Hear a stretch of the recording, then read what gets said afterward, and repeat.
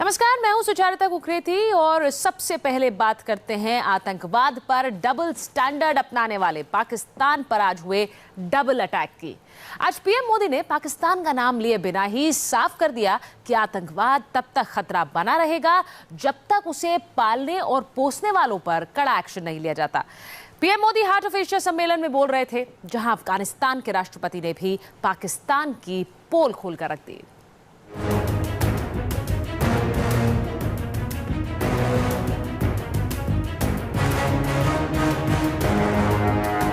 PM Modi का पाक पर प्रहार। Action not just against forces of terrorism but also against those who support shelter, train and finance them. Afghanistan का पाक पर attack. If they did not have sanctuary in Pakistan, they would not last a month. आतंक के खिलाफ मोदी की appeal. Silence and inaction against terrorism in Afghanistan and our region will only embolden terrorists and their masters.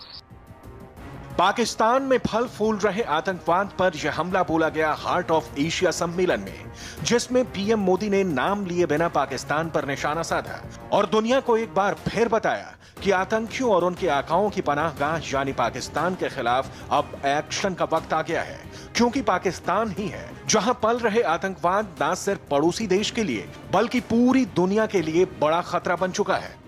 We must demonstrate strong collective will to defeat terror networks that cause bloodshed and spread fear. Terrorism externally induced instability poses the gravest threat to Afghanistan's peace, stability, and prosperity. And the growing arc of terrorist violence endangers our entire region. प्रधानमंत्री मोदी ने नाम लिए बिना पाकिस्तान को खरी खरी सुनाई तो अफगानिस्तान के राष्ट्रपति अशरफ गनी ने नाम लेते हुए पाकिस्तान को दुनिया के सामने बेनकाब कर दिया। कहा, अगर पाकिस्तान आतंकियों की मदद करना बंद कर दे तो अफगानिस्तान में 1 महीने में आतंकवाद मिट सकता है। अशरफ गनी जिस वक्त ये सारी बातें कह रहे थे, उस वक्त वहां पाकिस्तान के पीएम नवाज शरीफ के विदेश मामलों के सलाहकार सरताज अजीज भी मौजूद थे, जिनके सामने अशरफ गनी ने पाकिस्तान को आईना दिखाया और दुनिया के सामने पाकिस्तान की पोल खोली। There's need for a fund to combat extremism. Pakistan is generously pledged $500 million for reconstruction of Afghanistan. This fund, Minister Aziz, could be very well used for containing extremism, because without peace, any amount of assistance will not meet the needs of our people. One of the key figures in the Taliban movement recently said, if they did not have sanctuary in Pakistan, they would not last a month. आतंकवाद के मुद्दे पर अफगानिस्तान ने जिस तरह पाकिस्तान का पर्दाफाश किया, उसके बाद प्रधानमंत्री मोदी ने भी जोरदार वार किया, दुनिया से अपील की कि अब आतंकियों के साथ साथ आतंकियों को पनाह देने वाले देशों के खिलाफ भी एक्शन लिया जाए। Support for Voices for Peace in Afghanistan alone is not enough. It must be backed by resolute action, not just against forces of terrorism, but also against those who support shelter, train and finance them. Silence and inaction against terrorism in Afghanistan and our region will only embolden terrorists and their masters.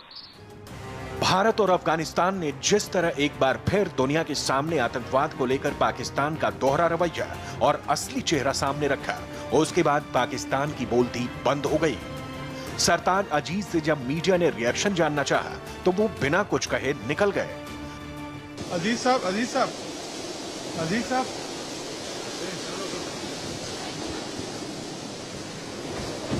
Heart of Asia में पाकिस्तान की हकीकत क्या सामने आई? पाकिस्तान ने meeting में सफाई दी और कहा कि अफगानिस्तान में गड़बड़ियों के लिए किसी एक देश को दोषी ठहराना ठीक नहीं होगा। पाकिस्तान कुछ भी दावा करे, लेकिन एक बार पाकिस्तान आतंकवाद पर अपने डबल स्टैंडर्ड्स को लेकर इंटरनेशनल फोरम पर अलग थलग पड़ता नजर आया। हार्ट ऑफ एशिया सम्मेलन में पाकिस्तान प्रायोजित आतंकवाद पर जोरदार प्रहार किया गया। पहली बार इसके घोषणा पत्र में पाकिस्तान में फल फूल रहे आतंकी संगठनों को लेकर गहरी चिंता जताई गई है। The three big issues of the conference were: 1, countering terrorism to create stability and security in Afghanistan; 2, providing Afghanistan connectivity to strengthen economic activities; and 3, development which is essential for the progress of Afghanistan. The declaration recognizes terrorism as the biggest threat to peace and stability and demands immediate end to all forms of terrorism and all support financing safe havens and sanctuaries to it. For the first time, a Heart of Asia declaration expressed concern at the violence caused in Afghanistan and the region by terrorist groups like Al-Qaeda, Daesh, Lashkar-e-Toiba and Jaish-e-Mohammed, etc.